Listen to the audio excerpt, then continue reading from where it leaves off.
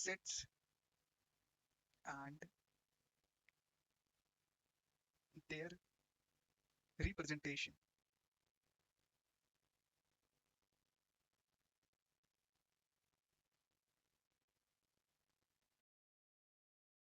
In this lecture, we're gonna see sets and their representation, like if we have some element or if we have a collection of elements, so how we can represent those elements as a set. So that is something what we're gonna learn in this lecture. If we talk about in everyday life, we often speak of collection of objects of a particular kind, such as a pack of cards, a crowd of people, a cricket team, etc. In mathematics, we also come across collections, for example, of natural numbers, points, prime numbers, etc. Especially, we examine the following collections.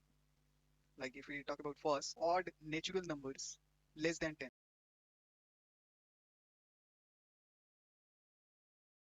So we know first, if we write the natural numbers less than 10, so 1, 2, 3, 4, 5, 6, 7, 8, 9, 10.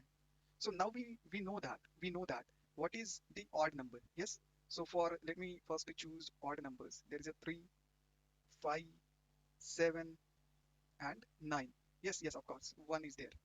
So now we have 1 comma 3 comma 5 comma 7 comma 9. These are the odd natural numbers less than 10. Yes. And if we put that elements inside the curly braces, then this is the set representation. It is representing a set. Like if I we name that set, let's say A. So that is a set A which is having odd natural numbers less than 10. Let me show you some more examples. Second one is the rivers of India. The rivers of India. We know that in India there is a Brahmaputra. Let me write it here, like Brahmaputra, Brahmaputra, Narmada, Godavari, etc. And if we write inside the curly braces, then this is now representing a set. And like if we say, give a name for the set is B. Yes. So this is a set representation for the rivers of India. Okay, let's some more examples. The vowels in English alphabet. The vowels in English alphabets. We know that in vowels we have only A, E, I, O, U. This is this set. Let's say I'm giving the name as C. This representing the vowels in English alphabets. Let's say one more is various kinds of triangles.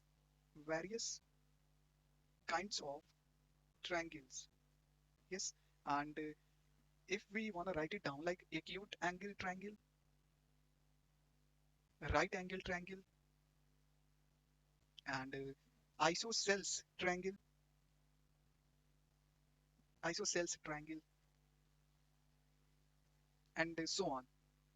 So if we want to represent as a set, so what we can do only, we need to put inside the curly braces and we need to give a name for that. This is now representing the various kinds of triangles. There is some more triangles which could be inside, but I'm just trying to show you like how you can represent the elements inside these sets and what is the actual representation of sets.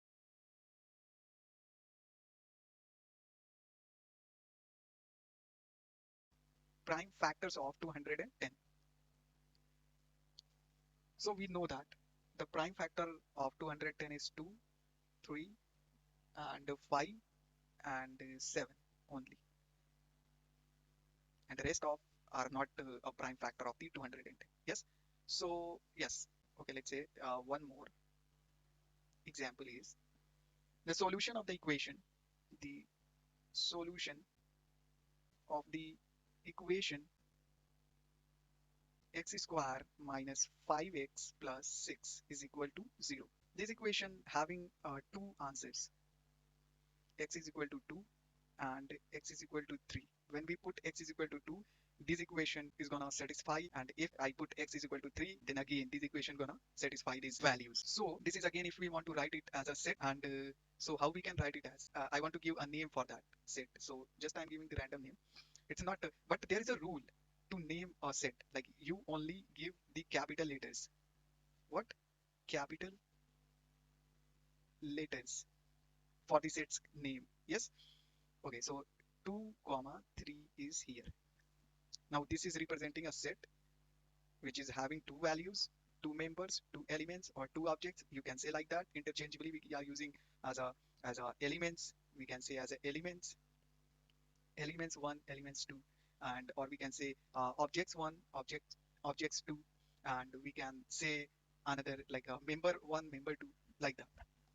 And if here we want to write it as a set like these factors, so if we write it as E is equal to, and inside the curly braces if you put 2 comma 3 comma 5 comma 7, now this is representing a set which is having the prime factor for the 210. So yes, now we have completed. And one thing more I want to discuss here, we know that each of the above example is a well-defined collection of objects, in the sense that we can definitely decide whether a given particular object belongs to a given collection or not. For example, we can say that like a river Nile does not belongs to rivers of India, the collection of rivers of India.